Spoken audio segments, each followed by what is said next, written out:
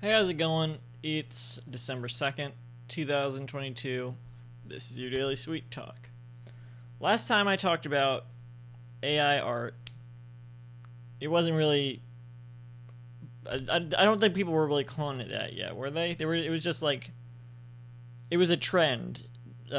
People posting Dolly images. It was like the main one. And then others sprouted up. And now it's like a full on thing.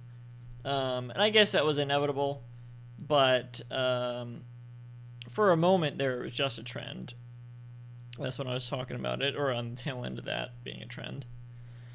Um, and it seemed like it was more up in the air how people felt about it. There were people saying it was dumb and people saying it weren't. It feels like now at this point it's becoming like um, I'm not sure if this is the way I should say it, but sort of like a culture war thing. Um, it's become like the same.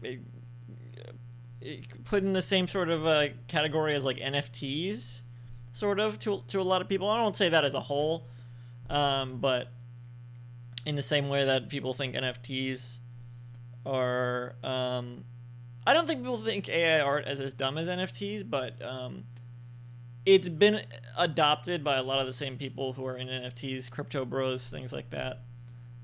So it's gotten that connotation with it, especially because it already has like some not so good aspects to it. Uh, and I agree. I think that stuff is bad. And I will come out against AI art if if I have to. Whatever. I'm not that attached to it. I do think it's neat still. I think it's a neat thing to be able to, and I was messing around with it. I've been messing around with it lately, just putting in a phrase and having a thing pop up. I think that's really neat.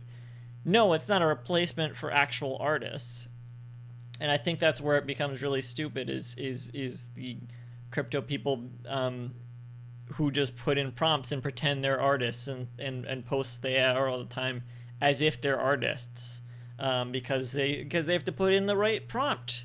That's the art, is putting in the prompt. It's not the same thing at all. Um, I'm not gonna say it's easy, but compared to actual art, because it's not actual art, really.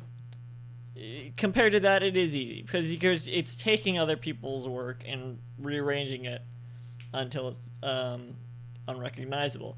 I can see how that can be a really um, disgusting thing if misused, and it is often seeming to be misused. I guess it's good that with this sort of connotation against it, maybe that'll like lead to a lot of companies wanting distance from it. Maybe, hopefully, so that would be good if companies don't use it.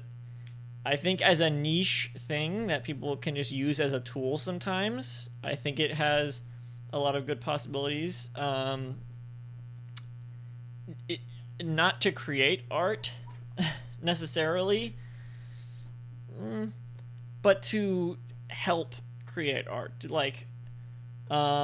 help create maybe like if you don't want to copy someone's use someone's art exactly as a reference because you feel like you're just copying it exactly.